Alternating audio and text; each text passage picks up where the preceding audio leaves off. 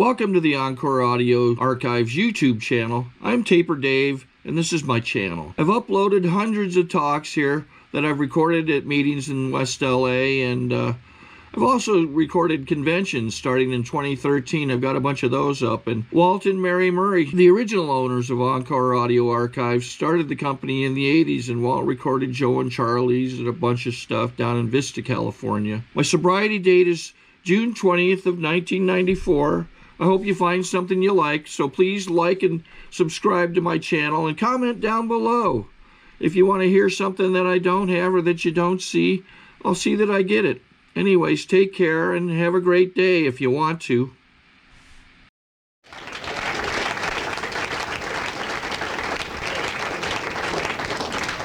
My name is Clancy Imislund, and I'm an alcoholic. And I'm glad to be here tonight. I've had a full day. I got up in a snowfall today, a lovely snowfall in the Rockies in northern Canada, up in Banff, and had lunch there, and had a little snack this afternoon in Salt Lake City. And I was tired when I got home. I wanted to lie down, but I thought, no, they need me at CA. Got to keep going somehow. So I'm happy to be here, and I'm glad to be. I have a couple things I should say, I suppose, because they're my opinion, and for those of you who are interested. I spoke in CA when it was first founded several times because they didn't have any speakers to speak of. I spoke in OA when it was first founded, and I weighed 130 pounds.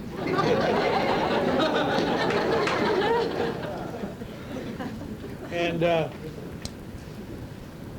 it is my considered opinion that as a rule, and I'm sure you do this, that you do not use alcoholic or non-cocaine addict speakers as a rule.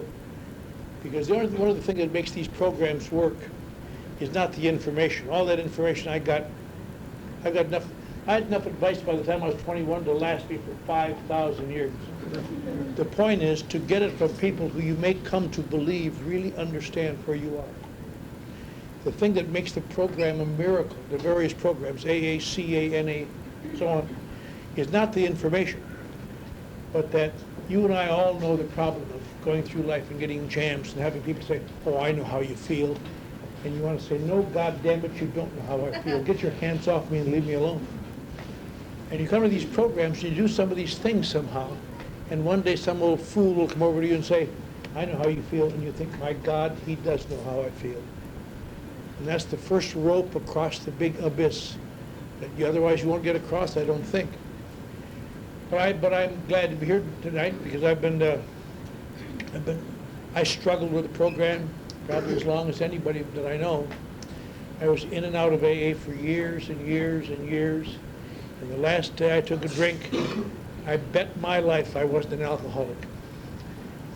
I knew I was in deep trouble, but I thought there was something terribly wrong. I mean, there was something terribly wrong with me. But I knew I was an alcoholic. And then I, one more time, came to AA and hated it, and hated to be around it. But somehow, through a series of strange things, I survived a little while, and then a little while longer, and a little while longer. And now it's been a long time since I've had to give in to that need for chemical strength, chemical perception. The other thing I want to say, it just struck me as I sat there. You know, I've been going to meetings for many, many years. And it just struck me tonight, as I sat there. I don't know why I never thought of it. Probably maybe it doesn't mean anything. I'll have to hear what it sounds like. But one of the problems sometimes in meetings, we have a lot of new people here tonight. And we have some people who are not new, some people who have been here a while. And the problem with meetings is this, in a sense, not a problem, but it's one of the things that make it a little difficult sometimes. NA meetings, CA meetings, AA meetings are like a country school where you have some first graders and some second graders and all the way up to the 6th grade. And when they're teaching one grade, nobody wants to hear that if you've been through it. And if you haven't been through it, you don't understand what the hell they're talking about. So the speakers, they talk to the newcomers and the old timers go, mm. And you talk to the old timers, the newcomers go, It's always you have to kind of wend and weave and blend and so on. But I think probably the greatest problem I know, not a problem, identification. I would say that of all the various problems other than alcohol, overeating, gambling, heroin addiction, I suppose I would most associate with cocaine. Although I never took any cocaine, but I know a lot of addicts. I work with addicts, and I see cocaine addicts in my work. Kind of funny to think, cocaine used to be kind of the drug of the upper class, as it were. And I run a place on Skid Row today where men die, and I deal with cocaine addicts every day. And these are guys going for crack, $3 a pop, and they'll kill you to get it. But the cocaine concept is, as far as I can determine, I can identify with that a great deal. I don't identify with heroin addicts. Heroin addicts, they kind of withdraw. We all know what heroin is. You get into euphoria. You great euphoria, and then you keep using heroin, and you can't get back to that euphoria. So they take more and more. They overdose. The thing that causes the heroin addicts to die always is overdose. And pretty soon it isn't doing it for you anymore. That's why heroin addicts like to kick.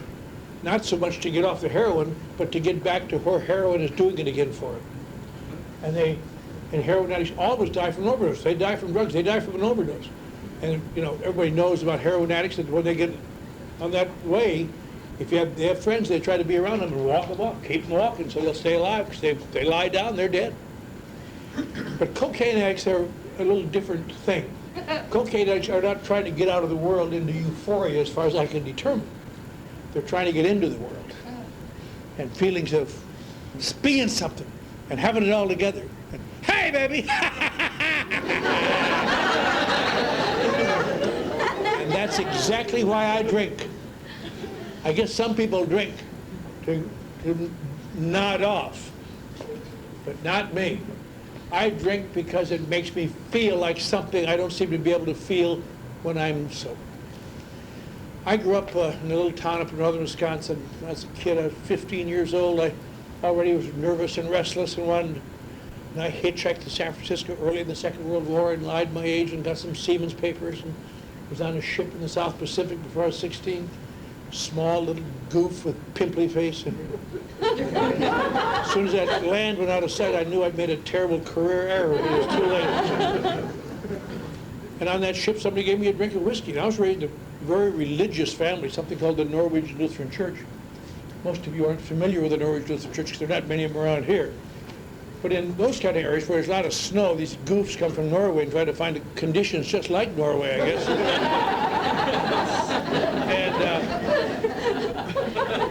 I was raised in this very strict church, and really only, when I was a kid, I didn't know the only church I knew was the biggest church around. And they only really had, as far as I could tell, 2 rules you have in the Norwegian Lutheran Church. You don't sin, and you stay away from Catholics. Seems reasonable if you want to go to heaven. And I was confirmed, and I could sing little songs in Norwegian. I could do all. But as I got a little older, I began to realize something. It wasn't anybody's fault. It was just a quirk of fate, just a fluke.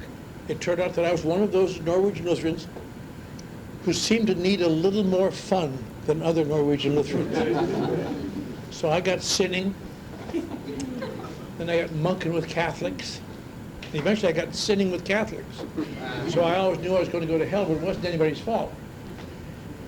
This is one of those things that years later when I was going through my psychoanalysis phase, I used to talk about this, and my doctor finally told me that the Norwegian Lutheran Church had psychologically scarred me and left deep repressive tendencies, which made me feel terrible. If I knew then what I know now, I would have formed adult children of Norwegian Lutherans. We could have hired a couple codependents and sat around and been pissed off every week. But I always had something going, but all of my life, as far back as I can remember, I've really had maybe three major things that have bothered me a lot. Although I never could identify them at the times. So often if you're kind of new, you'll hear a lot of speakers talk so knowledgeably about, and then I did that, and then I did that, and then I realized this. And it isn't that way when you're living through it. It's just, oh, Jesus, now what, you know? That's about what all of this is. It's only in retrospect you become wise. But in the emotions areas of my life, as far as I've been able to see after I got sober for a while and worked with, and incidentally, most of the things I've learned about myself after I was sober, I think you'll find this after you're clean. You don't get it by examining yourself. You get it by working with others. That is where you learn, because you really can see, you can identify emotions you feel within you, but you can see them in them, but you can't see them in yourself. And you, oh, yeah, I mean, and you think, why would that be? Because it's very simple. When I work with her, and she tells me a problem, there's nothing between my perceptions and her problem except air. And I can get it pretty clearly. But between me and my perceptions is a whole network of rationalizations and justifications. And yes, but they don't understand. My case is different. I'm more sensitive. But I can look back now and see the emotions that I lived with. One of the great emotions in my life, I suppose, something I never really identified as I was going through it, but I always felt it. In some strange way I could not identify, it seemed like there was something missing in me. And I didn't know what it was. And I didn't say there was something missing in me. I just felt, I noticed that when I got close to people, they didn't seem to like me very well. When they got to know me, they didn't seem to like me very well. And there was something missing. Nobody ever told me what it was or what I could do about it. But as a young man, I suppose my instinctive defense against that was to start playing roles. To just play roles, not even being aware of playing them, but just constantly just making those decisions. What is this guy looking for? What does this woman want? What are they looking for in this job? What do we talk about in this bar?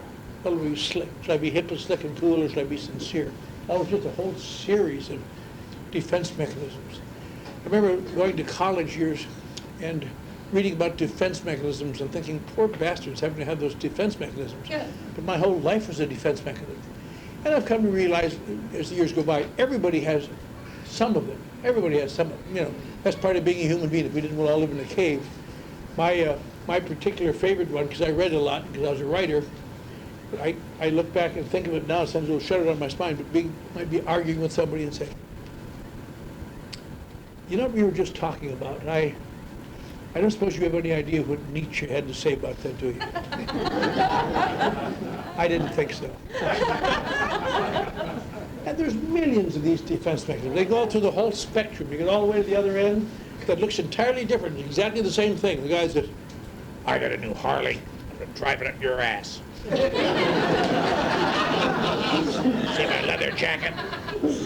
And all they're telling you, they're all saying you the same thing. Stay at a distance and believe what I'm showing you. That's one of the great things in addiction and in alcoholism, where sometimes you can't overcome the defense mechanism of being cool to save your life. It's easier to be cool than to do the things that save your life. That kills a lot of addicts, kills a lot of alcoholics. But I get kind of lonely in those kind of things, though, so from time to time I'd let somebody come in, a friend or a lover or something, and then they always disappointed me. Pretty soon they didn't like me anymore. I realized they'd somehow betrayed me or something was wrong. And so I'd shut them out again, so I'm not going to do this anymore. But I'd get lonely again, you do it again. And years later, after learning a little bit more about myself by working with others and understanding the program, I can now see why I could never sustain a one-to-one relationship for a long time. And it's quite a simple reason, although I couldn't have guessed it at the time. But when you don't feel like you're much, and you live on other people's perceptions of you, their approval, whether they like you or not. And without even being aware of it, you have to demand something from them. I look back and see countless relationships in my life without even being aware of it, where I said to people, not said to them, but just had the feeling, all I ask of you is treat me special. If you treat me special, I feel average. If you treat me average, I feel rejected. And boy, I've done that a lot, where you make new friends or a new lover or something, and you come in the house and say, hi, Clancy, hi. Go to a bar, hi, Clancy, yeah. But after a while, they accept you. You get to be nobody or nothing is wonderful after you're used to it. So one day you come in and say, oh, hi, Clancy. And I know they don't like me anymore. And it suddenly strikes me, I never liked them anyway.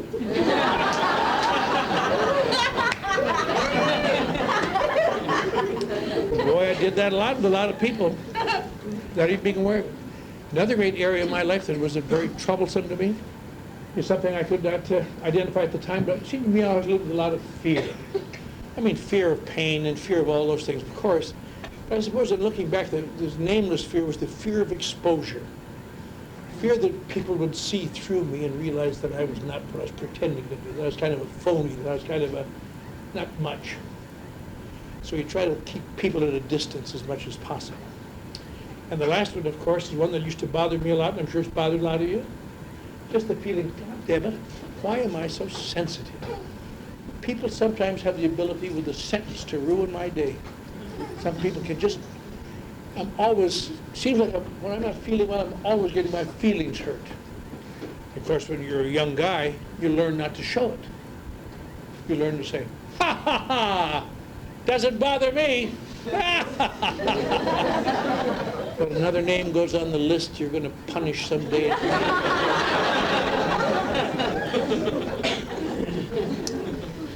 And always, these are a lot of other emotions.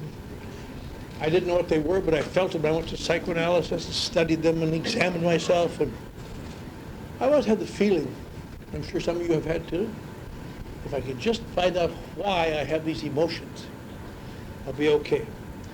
Now, I'm an old settler, and most of you are young. Let me give you some advice. You can find out why. I found out why in several different therapies. I presume they were correct. There's only one bad side of it. You can find out why you feel bad, but it doesn't help. You wind up feeling crappy and knowing why.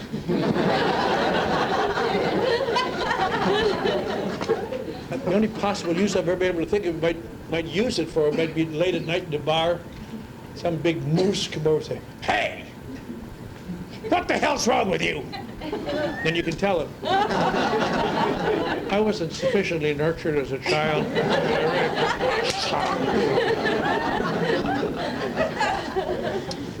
I read books, I did a lot of things, but the thing that helped me the most was when I was on that ship, 15 years old, and going to Pearl Harbor. I held a drink of whiskey down without vomiting it. And I couldn't breathe momentarily, but then I felt, and I discovered something. It made me feel better. It didn't seem to have, that's all I knew. It made me feel better.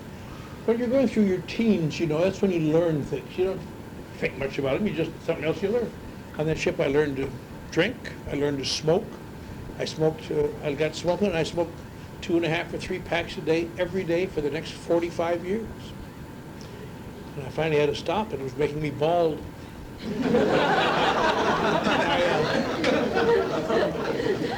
I learned to swear. I learned not to do a lot of things. I eventually got a little bit smarter. And, I got a little older. When I was 17, later in the war, I went in the Navy. I was able to go in the Navy. My parents thought I was up in Superior, Wisconsin for a long time, because I rode them from the South Pacific. And at the end of the war, I was in the Naval Hospital up outside of San Francisco, a place called Pleasanton Hospital, being sewed together, and they passed around a bunch of tests. I've always been good on tests because I'm a writer, or a reader anyway. And that got me a high school diploma through the Armed Forces. I didn't know what the hell good that was going to do me. But I look back now, and that really changed the course of my life, because I think about it now. If I hadn't gotten that, I'd had to go back to Eau Claire, Wisconsin after the war, and they'd want me to start my junior year of high school again. And I never would have done that. I was much too slick by this time. But instead, I went to college, the first class of veterans after the war. And we all stood around the campus at the university and tried to look like steely-eyed, sex-crazed killers, hoping our unemployment check would come on time for a change.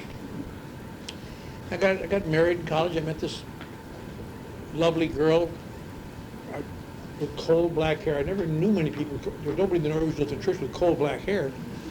And I met, you might know she was a Catholic. And I married her, and my grandmother was appalled when I said, Grandma, this is a brave new post-war world. We're not going to worry about that old bigotry. She said, oh, Sonny, she said, going to change your life. I'm afraid. I said, Grandma. So I married her, and my grandma was right. It's not that she was a bad girl, she was a good girl, a really good girl, and from the farm. Met her at the university. She was a good girl. The one thing they never tell Lutheran boys, if you marry a good Catholic girl, you're about to have a big family, whether you plan on it or budget for it. So I became a national distributor of small Catholics. I began. When I got out of college, around the world, I became a sports writer, a newspaper sports writer. And I kept having more kids, so I had to get more money, and so I had to go into advertising and public relations and get better jobs. And all these years, the best friend I had was alcohol. Not because I was so crazy about alcohol, but alcohol always seemed to make me feel better. I look back now and I see what alcohol does for people like me, and it can't be terribly dissimilar to what cocaine does for you. I'm not presuming at all to know what cocaine does, because I don't take cocaine. But it takes people like me, and when it's working, it takes a person like me who feels like when I don't know if I'm feeling not good enough, and I have a few drinks, and by God, I feel more than good. I feel like I'm more than enough. Come on, baby. It takes a person like me who lives with a lot of fear and a secret wussy, you know. When I have a few drinks and that's working, I become fearless sometimes. I fight cops. Come on, son. I jump off of balconies to swimming pools. Don't have a swimming pool, I'll jump on your lawn.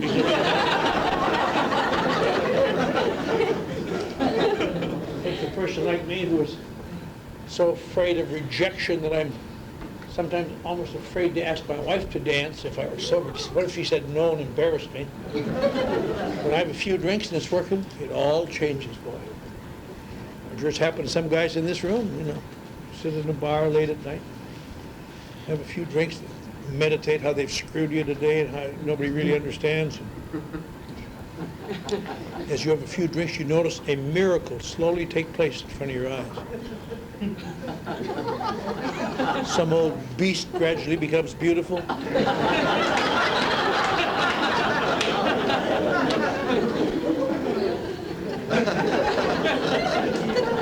Sometimes you can talk with your shoulders.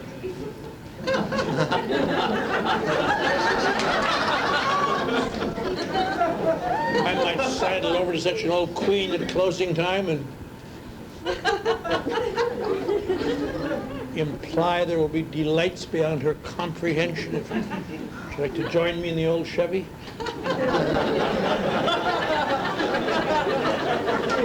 Now, if she would say no, God, if I were sober, I'd just whip out a razor and cut my wrist. I'd just humiliation, but I wouldn't be asking the question if I were sober. And I have that extra surge. And she says, no, I don't feel rejected. I feel sorry for her. Too bad, bitch, don't come begging tomorrow.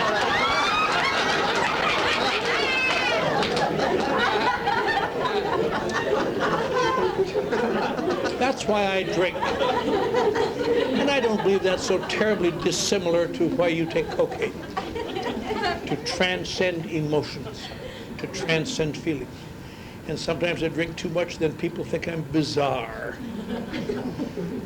And so I was sent to my first AA meeting.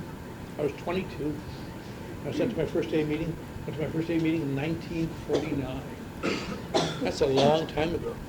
None of you little snots were even born. We love you.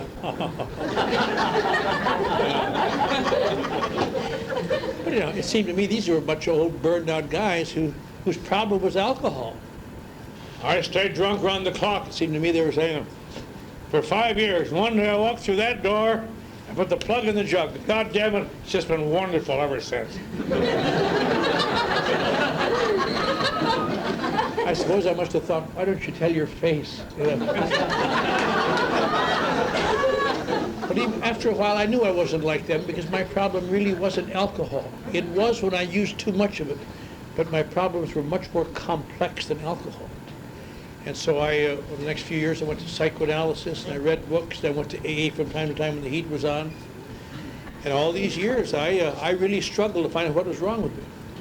Because I know if I could just find out why. The other analogy I like about finding out why, based on my life, Because I've lived my entire life as though I were on the deck of the Titanic. And it hits the iceberg and down it goes. Everybody rows away as fast as they can. Except people like me say, I'm not getting off this baby till I find out why this happened.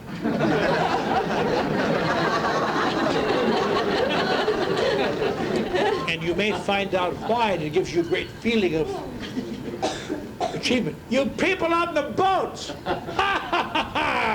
I know why! You know, it takes a while to realize knowing why you're sinking is of no value. Get off the goddamn ship is what you got to do. But I struggled and I fought and I went to AA and I listened to these steps and all this stuff, and everybody meant well, and from time to time I thought I had some new answer, and I had some good jobs and had some bad. I would lose them, and I pushed it pretty hard. And I had more children, and it always seemed I was just kind of just this far from making it, because I had some success that was really good. And one day I looked around and I was in a situation that a person like me, with my ability and my experience and my intelligence, cannot be in. Two big guys were throwing me out of the midnight mission on Skid Row in Los Angeles. And the guy said, and stay out of here, you damn bum. And I didn't know anybody in Los Angeles. I tried to explain to them, I'm not a bum. 3 years ago, I was on the faculty of the University of Texas. Ads that I helped write, the old L.C. Delmer ads for the board and company, we're running that very week, in Life and Time and Saturday Post. I've had my picture in the New York Times for achievement. How many people do you know have had their picture in the New York Times for achievement? But it's hard to explain these things in midair.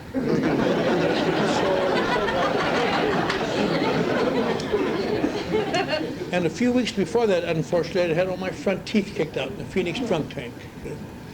Some trustee took exception to the fact that I vomited on his bunk. I remember him laying on the floor, and he said, God damn you, and he kicked several teeth out. That was one morning I was really glad I'd been in psychoanalysis, because I was almost instantly able to identify his problem. I remember thinking, this son of a bitch is overreacting.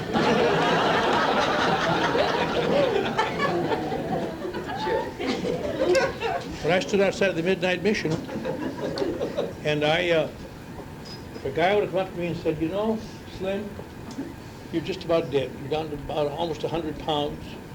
Your wife and children have finally left you.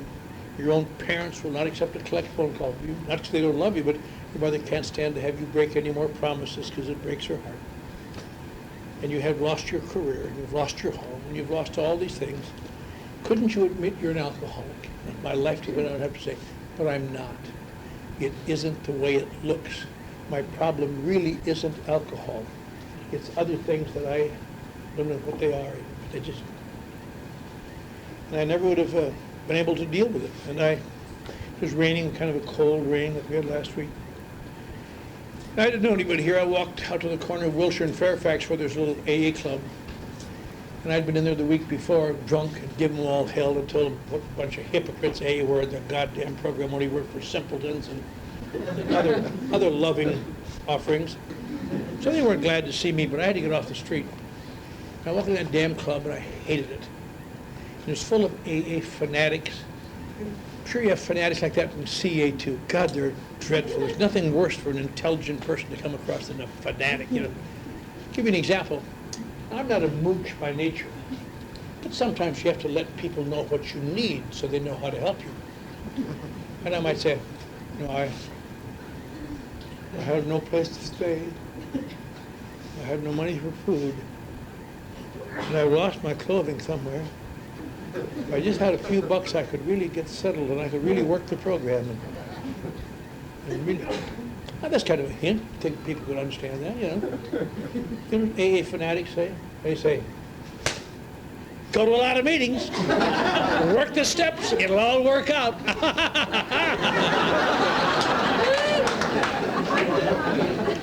And of course, the answer to that is, oh, gee, sir, you're number one with me.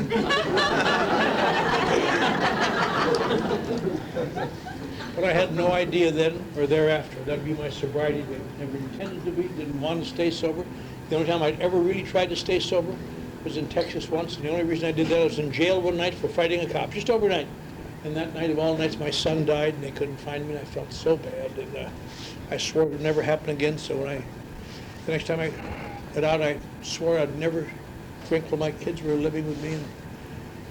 And it got so bad finally. I loved them, but it got so I couldn't stand to be in the room, the noise. I got just how you get when you're just trying to hang on, that I just couldn't stand it. One day they were at church, and I needed to drink so bad I could scream, and I couldn't drink because I'd taken a vow in my son's casket not to drink. So I just pulled the car in the garage, hooked up a hose, and turned on the motor and went to sleep and died. I just couldn't know what the hell to do. And a neighbor watched this, and he pulled me out. I guess I was briefly dead, and he beat on my chest, and he breathed in my mouth, and he rushed me to the hospital, and worked on me, and talked to me, and determined I was severely mentally ill, moved me to a locked ward, and committed me for an indefinite period, theoretically up to the rest of my life, to the Texas State Insane Asylum in Big Spring, Texas. Now that's how I get when I stay sober, folks. You know, that's I'm not looking for that. This doctor identified me as a schizophrenic, a dual personality with paranoid tendencies. I've often thought I'd like to go out and find him someday. He must be about 90 now. I could move around pretty good. You quack! You ought to lose your license! Diagnosing me as a dual personality, you idiot! God, if I could have gotten my personalities down to 2, I'd have made it. My problem has always been this committee that forms at the drop of a hat. What do you think we ought to do? Let's get out of here. Don't think we should. I used to hear people say things, I'm not sure the program's enough for me. I may need group therapy. I never have. I just go for a ride alone in my car.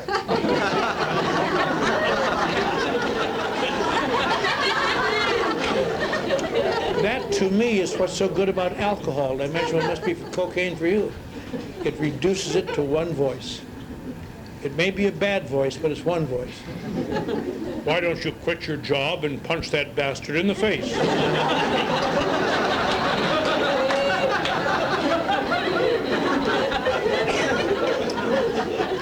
And the last, I think what saved my bacon this time, without even being, I look back and I think, what was the difference? You know, I'm sure you have that feeling too. I don't know anybody who ever slipped as long as I did, who's been sober as long as I have. Been going on almost 38 years now since I walked off Skid Row. And I don't know anybody who wouldn't look back and think, what was the difference this time? What was the difference? Not even so much for the abstract information, but I'd like to be able to convey it to people who are long-term slippers who can't stay sober. You know, because I've been very active in AA for a lot of years, I've had some luck in sponsorship. People send me long-term slippers from around the country, and it strikes me, you know, that I really don't, they expect me to tell them something that's going to make it all right. And I don't know anything to tell them that's going to make it all right. There's no way to do it. It's, I've always, you know, sometimes hear these people talk, and they make it sound as though somebody said something to them once and it just changed their lives. I envy them, you know. I wish these guys come up to me so sick and dead, but help me, help me. I wish I had something to say like, never mind if the horse is blind, keep loading the wagon. Yes, yes, oh yeah, yeah. Or some woman come up and say, I can't stay sober, help me. Wet birds don't fly at night, dear. But for people like me and the people like me, that isn't the way it is. The only way I can equate it, I wish a few years ago, I had 2 little grandsons in my backyard over in Venice. I was on the driveway trying to teach them how to ride a bicycle, John and Joe Nutman. We had a terrible Sunday because they kept falling off, and John got a bloody nose, and Joe scraped his arm, and it bled. I'd put it back on and say, so steer and move your legs, and I don't want to do this anymore, Grandpa. Yes, you do, you just don't know. At the end of the day, they couldn't ride a bicycle, and I felt I would have given anything if I could have taken the falls for them. Let me fall down, scrape my arm. I wish I could do it, but you can't. And we tried it again a few days later, and they cried, and they're so sad. But what eventually happened, as I'm sure it's happened to most of the people in this room, and nobody can describe how it happens. One day, you suddenly get a sense of balance. You cannot explain how you got it, and you can't. But you can ride a bicycle for as long as you live. You can ride a motorcycle if you know how. but you cannot convey that information to someone for whom you'd give your life. You cannot tell them how to ride a bicycle. They have to all get down and fall down and ride again.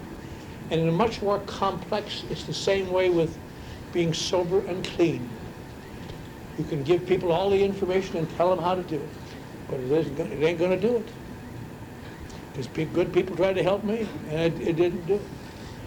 And I suppose what changed my life this time, as far as I can determine, I once again slipped into an emotion that I think is the worst emotion in my life, that I just hate. And it's that feeling of just almost suffocating, hopeless desperation. Just everything you touch turns to crap. And nobody seems to understand, and nobody cares. And it's the sort of thing that makes me drink or run, or both. And somehow, I was stuck in this stinking club, and I was trying to at least get something together. And one of the great reasons I look back, I stayed sober a little while because I was in this club full of AA fanatics. I was living in an abandoned car out in their parking lot, which is not really great, but it's close to the club. And I had no place to go, no money. I hung in there. One of the great reasons, if you're kind of new, you'll hear a phrase around here that sounds stupid. Stick with the winners, stick with the winners. And you wonder, first of all, who are the winners? The winners are the people who are currently trying. Not how long you've been sober, the people who are currently trying.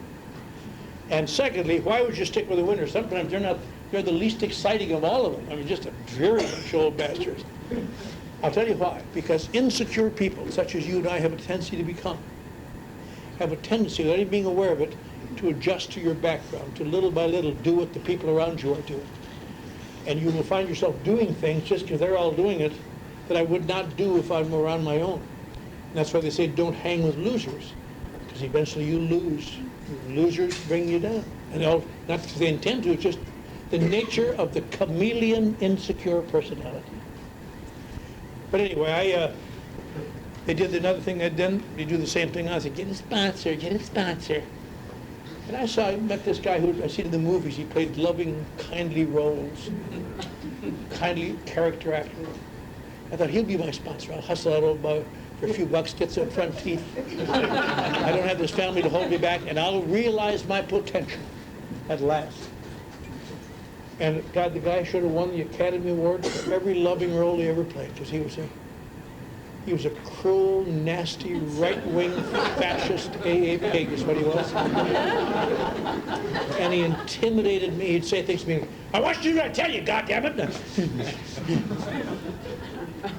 I'd had sponsors around AA. You get sponsors. I'll tell you what sponsors are for. You call them up after you drink or use, and you say, I'm afraid I've let you down, Fred. Let the program down.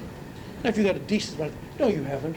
You've had a relapse. You're sick. We're coming right over to help you through this. We'll get you through this. Well, that's what a sponsor's supposed to be for, isn't it? This guy said, call me anytime you want it, day or night. If it's night, it better be important. Up till the time you take a drink. Once you take a drink, tear up that phone number, kid. All you're going to hear from me is a click and a dial tone. I said, this guy doesn't know shit about it.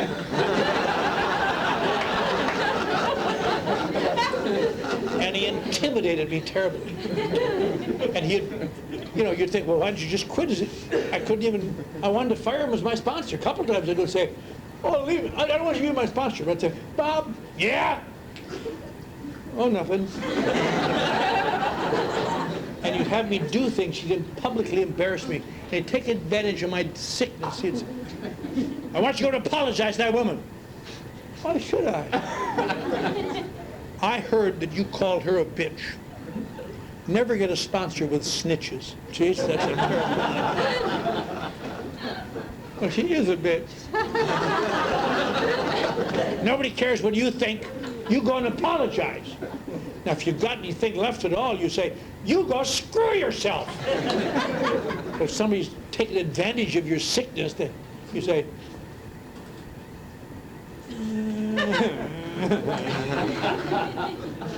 sorry.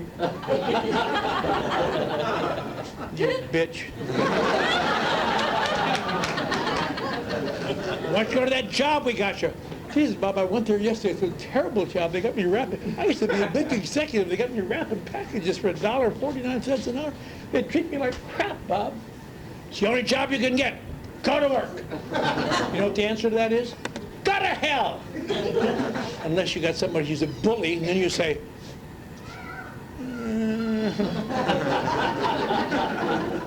I want you to go to that Tuesday night Central Hollywood meeting. Oh, Jesus, Bob. They're a bunch of weirdos. Half of the men dress like women, and half of the women dress like men, and there's a guy there in an Arab costume with a turban, and Bela Lugosi goes to that meeting. He'll bite your neck, for Christ's sake. They're weirdos. You'll fit right in. Go to the goddamn meeting. You know the answer to that? And he had me do things, and eventually, when I got in deep trouble, remember the day I got fired as a dishwasher, and I was 6 months sober, and I was going to kill myself with such desperation, and he used that desperation to get me to write an inventory, something I swore I would never do. When you've taken your inventory with a psychiatrist, why would you want to take it with an out-of-work actor? You know, it's a funny thing about that, what the 12-step programs have, and it's this, you know, over the last few years, because I've been active a long time, and I've been sober a long time, and active a long time, I've been asked to do some things that you folks probably haven't been asked to do yet, but I've been asked to come and speak in exotic places, you know, Cape Town, South Africa, and Johannesburg, and Berlin, and Dublin, and Amsterdam, and Sydney, Australia, and Auckland, New Zealand, Tahiti, a lot of places. And I do a lot of flying. Went to France on the SST. I'm going to tell you one thing, when that baby lands, you're going twice the speed of sound. You think, hope we got good brakes. We're going to be in Belgium, you know. But that's just a joke, because you know the planes don't use brakes. Airplanes don't use brakes. I just landed a couple hours ago. They didn't use any brakes. They land and they reverse the thrust of the jets. And the same jets that pushed you that way, 600 miles an hour, are now stopping you. That's what they do. And in much the same manner, in programs like yours and mine, it's the same thing with pain. Scientifically, the pain of sobriety makes it essential that you and I escape from it, to drinking or drugs. And somehow here, if I can get desperate enough to allow someone to change the thrust of that pain, they can get me to take actions I would never take under any other form of duress. And that's what that guy did for me. And I wasn't always happy about it. 2 or 3 times in my first year of sobriety, when I remember I was broke and I was trying to raise money, because I wanted to call the World Service Office in New York and turn him in. I just wanted to turn him in. I could just visualize myself saying, I just want you to know there's an old timer in Los Angeles killing newcomers. And I'll give you his name and address. Now it's 37 years later. It's all different. When I talk to the World Service Office in New York, I say, no, I'm not.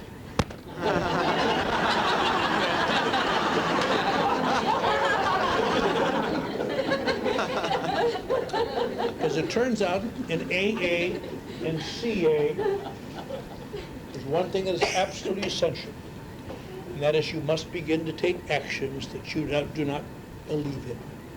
And that is the hardest thing in the world. It's hard for me because I take refuge behind a wall of imitation intellectual defense. Many addicts take a wall behind being cool. Man, I would do that shit. I remember when NA was founded by some of the great guys I knew, and they could not get people to do the things, these heroin addicts. They just was not cool to do all to get involved. I think you got a better chance because you're more determined to be in life than to pull out of it. But the purpose of the actions, little by little, you know, it's a very hard thing to understand because it doesn't really make intellectual sense. All of us, most of us, I'm sure, are familiar with therapy. And all therapies everywhere, they say the same thing to people like us. You come to us, we will change your thinking, and eventually your actions will change. AA or NACA say the same thing. You come to us, we will change your actions, and eventually your thinking will change. You see, that doesn't even make sense. That's so childish. But this kind of stuff is the only thing in the history of the world that has ever worked for people like you and me, who combine this inability, the inability to live in reality. That's exactly what it boils down. That's what they ask you in the first step. They don't ask you to say that you've taken a lot of cocaine and therefore your life's unmanageable. my sponsor pointed out to me, and it hurt my feelings, I'm a writer, he said, you admit you're powerless, and then there's a dash, which in the English language means end of thought, beginning of new thought.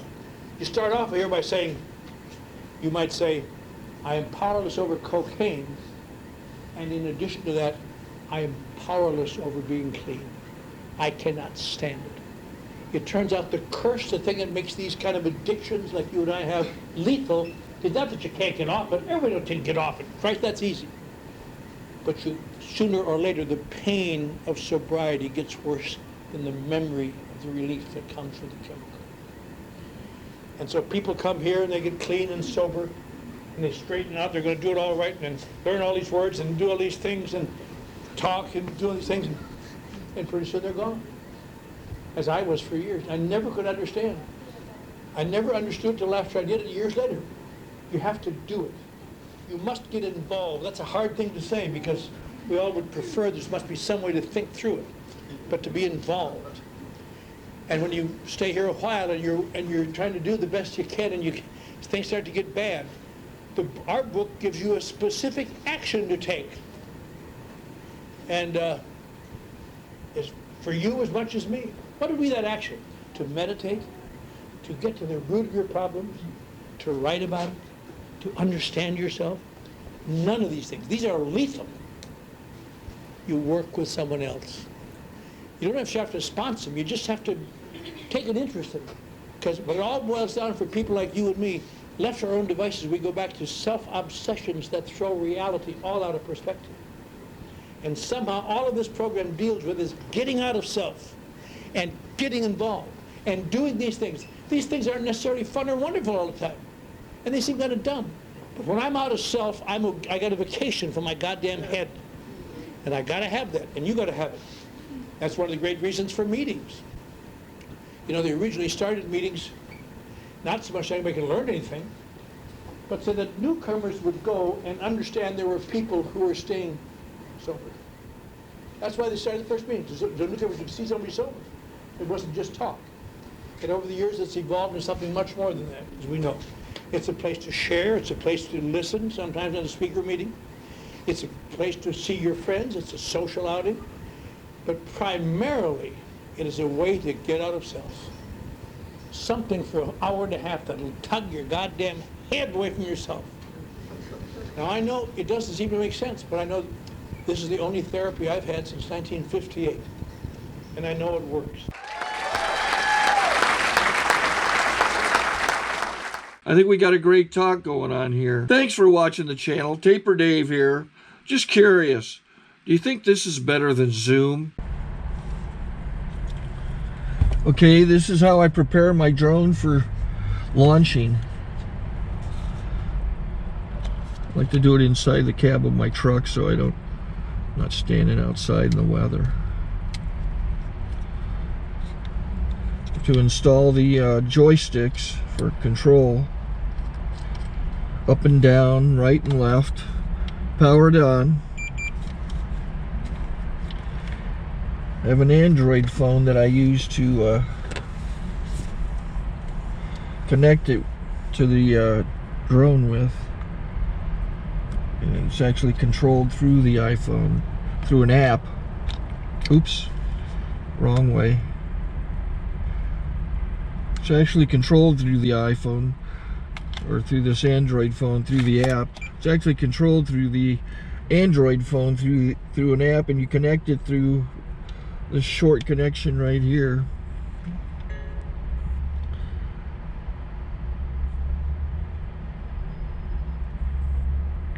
Remote control connected. Remote control's connected. So I pull out the drone. I have to extend the legs. Long legs extended first, then the short legs. Remove the gimbal protector. Set that aside, then power it on one short burst, then one long burst. I lay it down. So I have to go to calibrate. So the drone's not connected yet. It shows shows you here as this drone gets disconnected, even though the remote's powered on. So the drone has to establish it's connected. So I go into the app to calibration mode. First I'll calibrate the remote controller. Start calibration. Out, in, out, in, up, down, and then this little wheel is to control the gimbal. So it's calibrated.